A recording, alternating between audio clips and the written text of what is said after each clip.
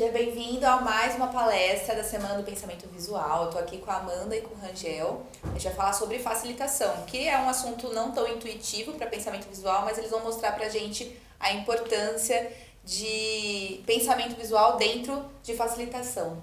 Bom, gente, apresentem-se, por favor. Ok. Eu sou a Amanda, eu estou na Design de Conversas desde que a gente fundou ela há 8 anos.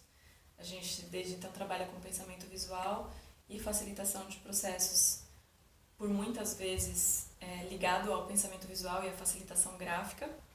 E eu sou bióloga, eu trabalhei com projetos de avaliação de floresta, eu trabalhei com educação durante um tempo, um pouco antes de começar a trabalhar com facilitação gráfica.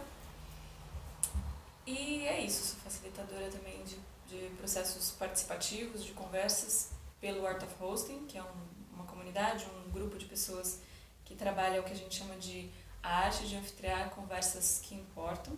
É uma comunidade mundial que estuda isso, que se interessa por isso, por tudo que importa também, quando a gente fala de conversas significativas, conversas que precisam acontecer.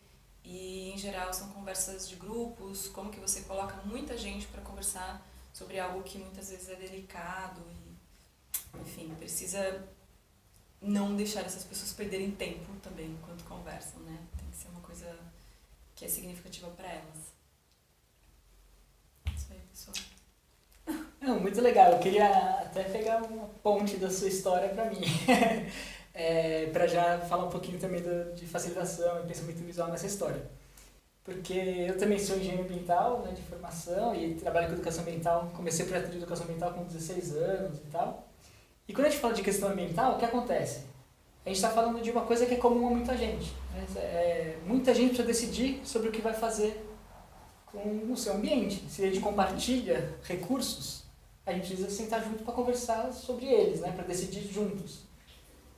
Então, na minha trajetória de educação ambiental, eu percebi que assim, se a gente não junta as pessoas para tomar as decisões, começa a dar problema. E aí eu fui me aprofundando nessa coisa de, como é que junta pessoas para conversarem e tomar decisão? Então, né, com movimentos, abrindo organizações, e eu fui seguindo essa linha tanto em governos, né, eu coordenei o Programa Nacional de Juventude e Meio Ambiente no Ministério da Educação. Tinha uma rede de jovens enorme, né, que trabalhavam com preservação, com conscientização ambiental no país inteiro. Enfim, uma história bem grande, bem bonita. Mas o que mais me encantava sempre foi como que a gente aproveita a inteligência coletiva das pessoas, né? E isso faz muito tempo, né? Eu tô cara de jovem, mas já faz muito tempo. E hoje isso foi aumentando, né? Então hoje todo mundo fala que está em rede, fala que está conectado, fala que todo mundo se fala, mas a gente não aproveita a inteligência coletiva, porque não sabe fazer isso. Porque é um processo super delicado. Então assim, você não decide pelo WhatsApp, você não decide no Facebook, você não convive pelo Facebook. E conviver, tomar decisões juntas é uma coisa super delicada e tem ciência para isso, né? Que é essa ciência da facilitação. Então, emendando aí a minha apresentação com isso tudo, desses processos de organizações sociais, de políticas públicas, de reunir pessoas para tomar decisões sobre o que elas têm em comum, surge técnicas de facilitação. Então fui me aprofundar em formas de facilitação, de ser uma ferramenta de consciência para o grupo, né? E aí é quase que natural o caminho de como é que o pensamento visual entra nisso. Porque quando você está com um grupo, a única forma de todo mundo se entender, se ouvir, é vendo um produto que elas fizeram juntas. Né? E aí tem várias técnicas para isso. E aí eu acho que ao longo da entrevista a gente explica um pouquinho melhor como isso funciona. Né? Maravilha. Eu queria que vocês trouxessem um pouquinho pra gente a ideia de vocês sobre o que é pensamento visual. Para mim tem duas camadas importantes assim que me vêm agora na cabeça, que é uma maneira de olhar para a vida. Então, a partir de alguma ideia que você tem, uma imagem se forma na cabeça, ou uma série de imagens se forma na cabeça, e a partir daí o que é expresso pode ser expresso a partir de um modelo, assim, né? Então, pensamento visual, se você pensa no conceito literal, faz muito sentido. Você pensa em alguma coisa, isso vem em forma de imagem e aí isso dirige uma ação. E aí a forma de você expressar isso visualmente enfim, é infinita, né? Tem muitas possibilidades. Aqui a gente trabalha muito a facilitação gráfica e o registro gráfico, mas tem várias outras formas de fazer isso. Então, começa por aí. Imaginação, formação de uma imagem na cabeça e aí você colocar isso, materializar de alguma maneira, sabe? Então, uma outra lógica de pensar também como ferramentas ferramentas que te permitem pensar, organizar informações de outra forma. Mas para mim, se você for assim, uma síntese, né, uma essência, eu acho que o pensamento visual ele tem a ver com uma demanda de hoje em dia muito grande, que é a informação, a quantidade de informação. Então chega um ponto que a forma tradicional de ligar uma informação com outra e chegar numa conclusão, numa história, não dá conta, porque você tem muito mais informação. Então o pensamento visual ele trabalha com padrões, né? de padrões espaciais, padrões de metáforas, padrões de como é que eu ligo informações de outras formas que sejam mais eficientes. Né? E tudo é informação. Né? Quando eu percebo uma coisa do ambiente, é uma informação para o meu cérebro. Quando eu escuto alguém, é uma informação. Quando eu leio uma coisa, tudo é informação para a gente. Como é que eu transformo toda essa informação, de um cheiro a uma notícia, traço um padrão sobre isso e entendo, dá uma forma para isso, né? E uma coisa interessante que eu acho em relação a isso que você falou também, e eu vejo muito no contexto dos nossos clientes, da importância do pensamento visual para a geração de ferramentas visuais para embasar a tomada de decisão. Para então a gente pegar num mar de informações que a gente tem em todo lugar, quais são as que são úteis, relevantes, geram caminhos para aquilo que a gente quer com os nossos propósitos e objetivos e metas e tal. Como que a gente também faz uma análise sem perder 30 mil anos, horas, relatórios e tal, e ao invés disso faz um painel, alguma coisa que resuma isso, que mostre isso em frações de segundo e você fala, cara, claro, é isso, já sei, vou fazer isso aqui. E não, nossa, meu Deus, estou aqui num monte de dados e não sei o que fazer com isso, estou afogado. Porque isso é uma realidade muito constante. E tem esse equilíbrio, né? Porque o processo de facilitação, ele vem de um pressuposto de um processo democrático, de um processo colaborativo de tomar decisões. Então, assim, se eu tenho que entender o que cada um quer aportar, entender os interesses de cada um, então você vai numa empresa, né, você precisa tomar uma decisão, você tem interesses diversos. Uma coisa é você falar, não, então eu vou tomar uma decisão aqui, dane-se os interesses, outra coisa é você entender que essa decisão vai impactar as pessoas, então vamos trazer essas pessoas para a conversa. Só que isso, todo mundo tem experiência disso, aquelas reuniões de condomínio que não acabam nunca, aquelas coisas chatas. Por quê? Porque a gente não tem formação para isso, a gente não aprende na escola. Bom, Rangel, aproveitando que você começou a falar um pouco de facilitação, para quem nunca fez, quem nunca participou, o que é facilitação para vocês? Bom, o facilitador é uma pessoa que que tem técnicas, tem algum conhecimento e que está a serviço de um grupo para ajudar aquele grupo a chegar numa decisão comum ou para chegar em algum lugar, um conteúdo que está construído junto. Então, quando a gente fala facilitador, assim, um facilitador de grupos, um facilitador de processos, um facilitador... e são geralmente processos de conversas, de tomada de decisão. E aí, por exemplo, para você ser um facilitador, então é um pouco isso, né? Eu gosto da imagem, quando eu vou fazer um processo de facilitação, eu tenho essa imagem de que eu sou um parteiro das ideias, né? Então, não é você que faz a força, não é você que tem as coisas. As ideias são das pessoas. Como é que eu pego isso, cuido, devolvo para elas da melhor forma? Então, como é que aquele grupo vai chegar no seu melhor potencial e como é o meu papel de um facilitador de pegar o produto que é deles, cuidar daquilo e devolver de uma forma que eles possam desenvolver, né? Você vê a diferença de você ter alguém que está lá, que pensou sobre a sua reunião, sobre no que o seu grupo precisava chegar, que pensou um método para que aquele grupo chegue nesse lugar. Então faz muita diferença você ter um facilitador num processo desse, e quanto mais recursos um facilitador tiver, melhor ele pode te ajudar. Né? Para mim, a facilitação tem a ver com o uso de uma inteligência de grupos para a gente passar por essa jornada juntos, né, coletivo. O Rangel estava falando sobre situações que todo mundo passa, como uma reunião de condomínio, que é um clássico de que muita gente não gosta, né? Sim. Que a gente chega lá, não tem condução nenhuma, ninguém tá... sei lá, todo mundo fala o que quer, de qualquer jeito, então não tem um respeito com a fala, muitas vezes, porque nem tem um convite, uma consciência dessa possibilidade, né? De falar com uma intenção, de escutar de um outro lugar que não de você estar lá pensando no que você vai falar, ou, enfim. Não tem um preparo e um convite para uma postura interna das pessoas para a gente chegar num lugar comum que faz sentido para todo mundo. Sim. E eu acho que, para mim, facilitação então tem a ver com essa inteligência, com o uso dessas ferramentas que vem a partir de uma experiência, de estudos, de, enfim, uma arte também, mas é uma ciência, para que as pessoas consigam atingir aquele propósito que elas querem juntas. Né? É um respeito a esse tempo delas, inclusive. E tem uma coisa que a gente fala assim, bastante de reuniões para tomar de decisão, reuniões onde as pessoas vão sentar e chegar em um lugar juntas, mas tem um outro tipo de conversas que é tipo de produção de conhecimento, né?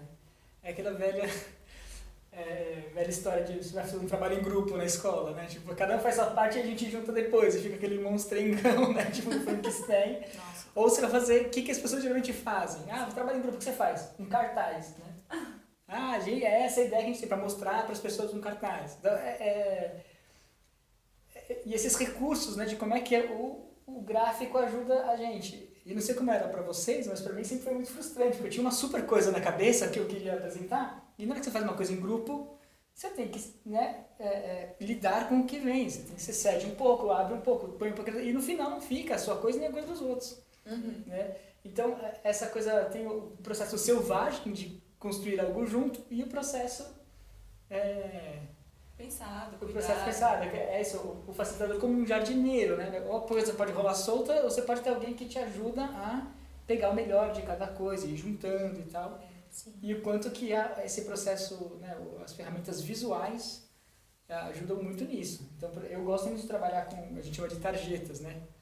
Que é você tem lá uns papeizinhos assim que você escreve as ideias por...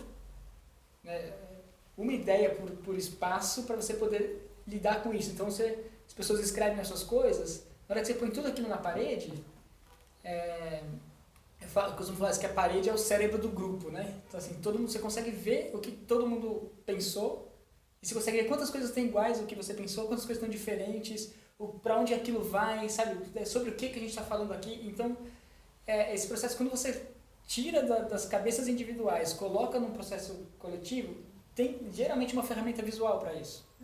Né? E na hora que você pega, eu acho muito bonita essa história. Né?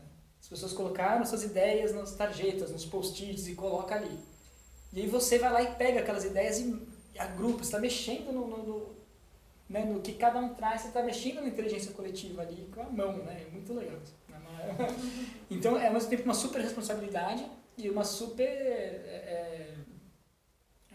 ferramenta, né?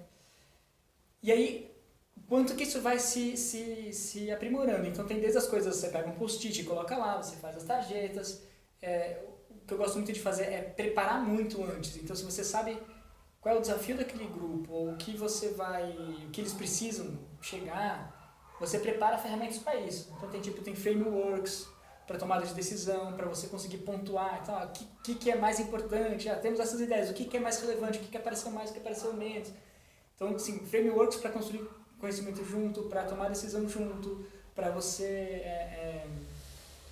Enfim, basicamente é isso. Mas, e um pouco do que a gente estava falando também, de para um grupo, quanto mais todo mundo tiver na mesma página, assim, quanto mais todo mundo tiver acesso à mesma informação, uma linha de base, mais você consegue ter um processo saudável, assim. Quanto mais as pessoas sabem o que vai acontecer, mais relaxadas elas ficam para fluir, né?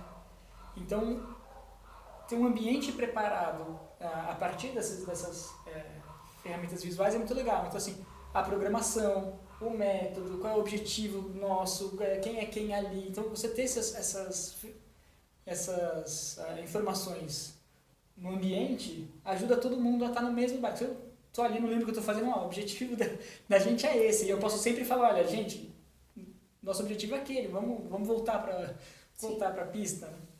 E dessa forma a gente consegue ver a importância do pensamento visual já olhando para o resultado que aquela facilitação vai gerar, né? Vocês conseguem citar outras etapas que o pensamento visual é importante no trabalho do facilitador? A partir de um propósito que a gente quer juntos naquele grupo que, enfim, vai ser trabalhado, na hora do planejamento a gente consegue, por exemplo, olhar para todas essas ideias, fazer alguns esquemas e desenhos para entender quais são os fluxos que eles precisam seguir. Então, materializando aquilo em post-it, em desenho, em fotos, em qualquer coisa nesse sentido, a gente consegue no planejamento visualizar melhor. Não, peraí, isso aqui tem que vir antes. Isso aqui então vai depois. Se isso aqui chegar antes, a gente pode então, enfim, manusear, né, as etapas de planejamento. E eu acho que essa lógica vale para todas as etapas, na verdade, né? A gente consegue alinhar pensamento, ver, checar se a gente está indo pelo mesmo caminho, entender se é isso que o outro disse, que se o outro entendeu o que eu quis dizer, enfim, mostrando. Isso aqui, a gente tô vendo, né? O que eu desenho? Nunca foi tão útil entender o que eu desenho. Então, briefing, planejamento, etapas de checagem no meio do caminho. E quando uma vez que a gente esteja com o grupo, a construção desse processo também ele é feita, o durante, também vai mostrando em que pé que o grupo está, o que vem aparecendo do grupo, à medida que a gente também vai fazendo uma colheita, um registro, ou o próprio grupo vai fazendo um registro deles, né, pelos nossos convites, de quais são as coisas qual lugar que eles estão chegando, que conteúdos eles estão trazendo. Então, no final do processo, por exemplo, a sala muitas vezes está com as etapas do processo todas lá, tipo, mapeadas. É incrível, é mágico, e o processo inteiro vai sendo visto, não só o que foi gerado disso no final, sabe? Uhum. Tem uma coisa que você foi falando, fui vendo, né, as cenas na cabeça. Tem uma coisa que é interessante, por exemplo, que você vai registrando, o grupo vai fazendo a colheita e registrando. Quando a gente está pensando sozinho, eu aqui com a minha cabeça, é mais fácil eu fazer uma narrativa minha, né?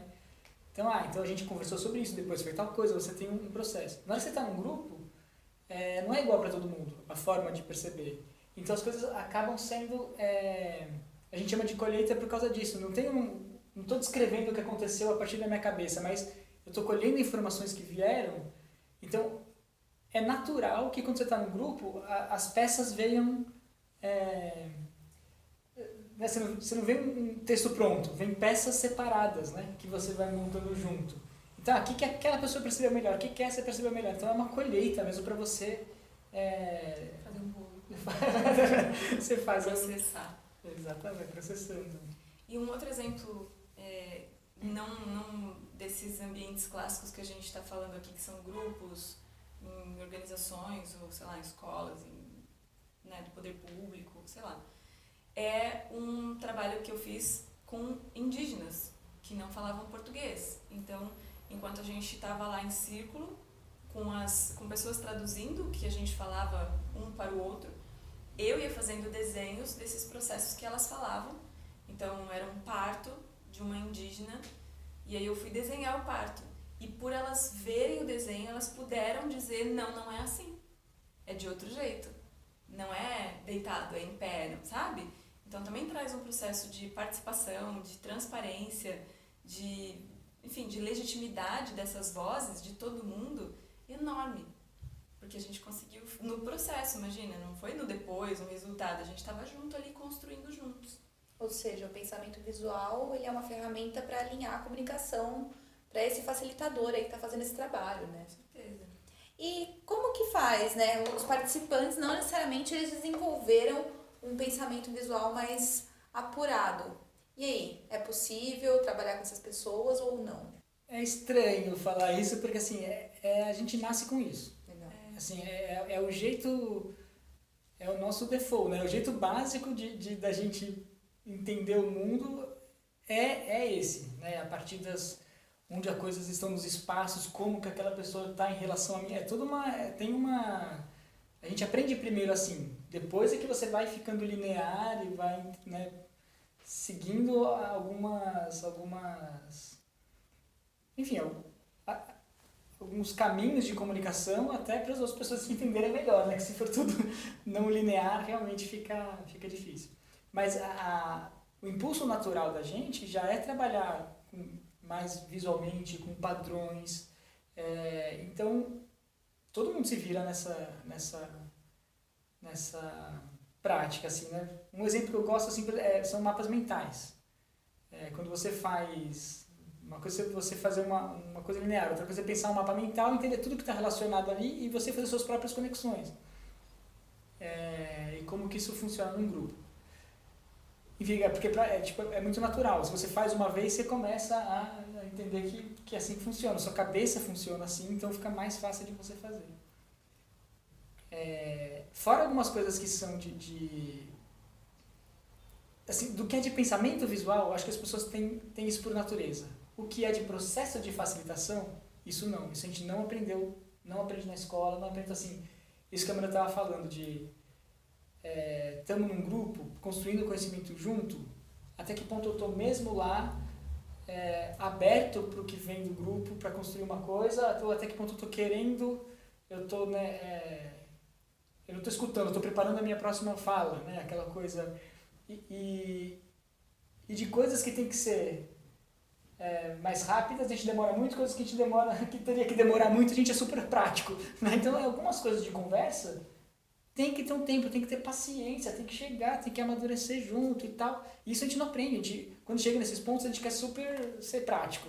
Né? E na hora que a gente precisa tomar decisão de ser prático, a gente quer conversar e tal. Então, tem esse equilíbrio. Eu acho que no que é do pensamento visual, na forma como isso se operacionaliza, é meio que natural das pessoas. Todo mundo já faz um rabisquinho, faz alguma coisa e faz flechinha para conectar as coisas. Não tem. Agora, construir as decisões juntas e construir o conhecimento junto é uma coisa que precisa de exercitar. Né?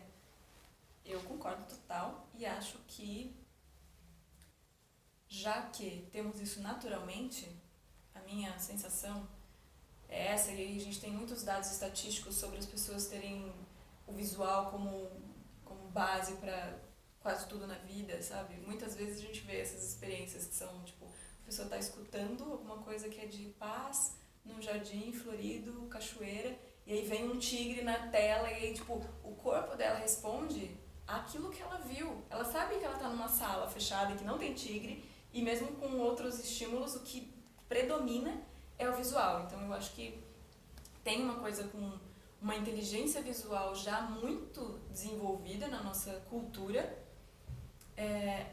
e acho que a partir dessa noção de que você pode desenvolver mais, ou da abertura para, como que eu vou falar, olhar de forma diferente para essa coisa de não ser desenvolvido em pensamento visual, sabe? A gente consegue ver alguns exemplos e achar metodologias, mas olhar para as nossas próprias expressões de uma outra maneira. Para mim foi super importante quando eu vi uma palestra no TED ou no TEDx. Nessa palestra ela legitimava muito a importância dos rabiscos como uma forma de expressão daquilo que você tem dentro de você. Então, é uma forma absolutamente primária, né? Tipo, primitiva quase, se a gente for ver de um ponto, sabe? De uma forma super superficial. A gente rabisca antes de saber escrever. Exato.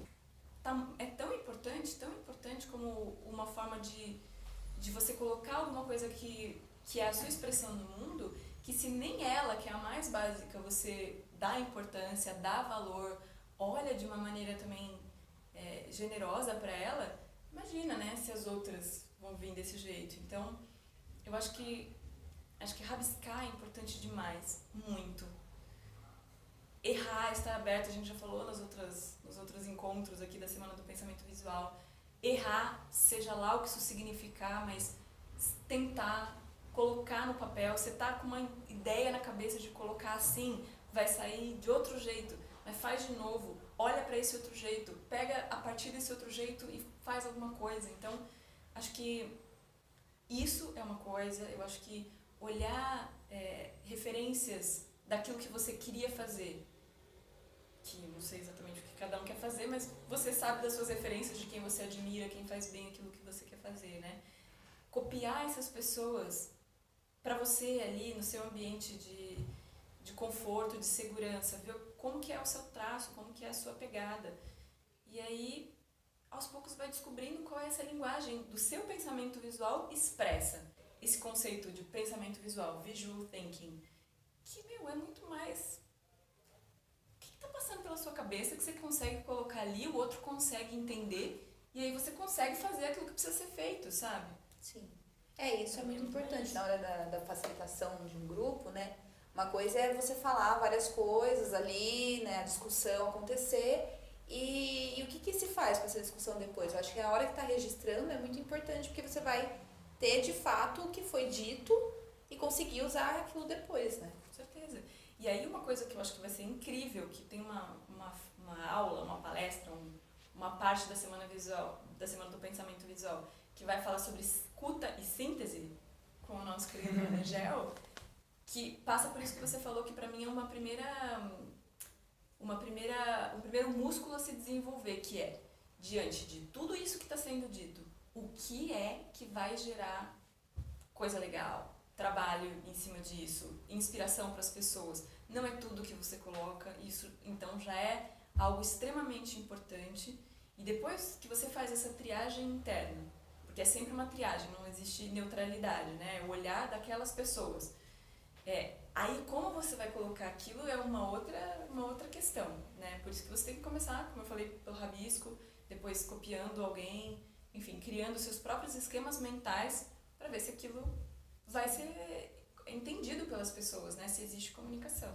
E se você acha também que não tem a habilidade de fazer esse registro visual, contrata alguém para fazer, né? Facilitação gráfica, por exemplo, é uma das ferramentas poderosas para conseguir fazer essa condensação de informações, né? Total, até fotografia. Tem gente que vai registrar algum acontecimento com fotos já é suficiente. Sim. Outras pessoas que precisam desse conteúdo para uma série de coisas é que chamam a gente para fazer o registro, né? A colheita disso.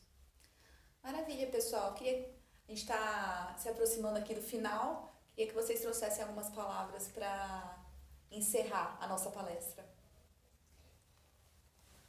Acho que uma coisa que fica forte para mim dessa conversa é essa coisa das competências, né? É um novo tipo de competência mesmo para se desenvolver, para lidar com muitas informações e para lidar com os outros, né? Eu sinto que a gente vive uma ilusão de que a gente é separado, né? Tive uma ilusão de que assim, eu tenho os meus pensamentos, as minhas escolhas, mas tudo que a gente faz tem um impacto, né? Tudo que a gente faz tem um...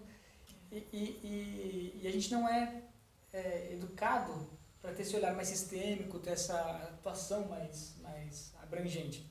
E que esse passo que a gente dá na direção do pensamento visual, de você ver padrões, de você entender, ter ferramentas para trazer o pensamento do outro e o seu, e daquilo surgir uma coisa, abre um leque de possibilidades, né? Abre muitas possibilidades de você ter uma vida mais uma atuação mais sistêmica mesmo, sistêmica que a gente pensa, você perceber que o que você faz impacta, né, na vida dos outros e tal. Isso numa empresa é muito visível, né? Tudo que você faz impacta, então é legal a gente conseguir ter uma harmonia como grupo, né? E o processo de facilitação é alguém que está a serviço dessa harmonia do grupo. Então, assim, numa família, isso também é muito nítido, né? Impacta, mas quando, no final a sociedade inteira tem esse aspecto, né? Tudo que a gente faz, o que eu escolho comprar na padaria vai impactar alguém que está... Tudo isso tem um impacto na vida dos outros. E entender essa forma mais sistêmica de lidar com as informações é um passo super legal para se entender. Então, eu acho que tem essa coisa, são novas competências mesmo. De se perceber no processo, de ter mais paciência para algumas coisas e ter mais assertividade para outras, né? Então, assim, a gente tem aqui a Semana de Pensamento Visual, um movimento em direção a isso, né? Tem os cursos da design de conversas, né? A nossa trilha de aprendizagem, que, assim, quando a gente fala assim, fazer uma formação, fazer um processo de aprendizagem, é desenvolver essas competências, né? E essas competências são cada dia mais necessárias. Eu acho que tem duas coisas aqui, né, que a gente está falando. Uma é a facilitação de grupos como um processo de a gente juntos chegar em algum lugar, o olhar para isso. E a outra coisa é o pensamento visual e as ferramentas dele como forma de potencializar isso, né? Sobre facilitação de grupos, eu diria, gente, a gente andando por várias organizações, a gente vê uma... não sei, eu acho que tem uma coisa do tipo, isso é só uma reunião, entendeu? Eu vou conduzir, tá tudo bem. E aí acontecem coisas muito delicadas que a gente não está culturalmente treinado para isso, não tem base para sustentar um perrengue quando ele acontece, e aí acontece em reuniões de condomínio, como a gente já falou algumas vezes aqui. Então, assim, cara, investe ou em chamar alguém que tem experiência com isso e que faz isso deste lugar de estar a serviço desse grupo e do que precisa acontecer, ou investe em aprender sobre facilitação de grupos, sabe? E aprender não é fazer um final de semana de cursos, não é. Isso significa fazer um final de semana, fazer outro, fazer um curso contínuo, testar isso com grupos, enfim, em que você diz, olha, estou aqui testando essas possibilidades e pedir mentorias, enfim. E a outra coisa é o pensamento visual, que é uma base para então a gente gerar todo tipo de ferramenta para potencializar a ação daquele grupo de diversas formas. Então, você tanto alinha o entendimento entre as pessoas, quanto você faz com que aquilo que foi gerado ali, depois daquilo acabar, seja revivido. Porque a pessoa vê e fala, nossa, é verdade, isso aqui, nossa, tem razão, cara, isso aqui é uma citação importantíssima. Ou dá risada, ou enfim, sabe o que fazer porque aquilo é um plano de trabalho. Então você revive aquilo, você consegue levar para os seus outros ambientes para ser uma ferramenta de rastreamento do que você precisa fazer. Isso tem a possibilidade de viralizar, então a partir daquilo que é gerado você consegue compartilhar com várias outras pessoas, então você tem uma ação potencializada para muito além daquele grupo. Então o pensamento visual, para mim, nesses processos, além de você economizar em nossa, eu estava querendo dizer isso, eu quero dizer aquilo, lá. Então é muita energia que você coloca no grupo para, enfim, chegar num lugar.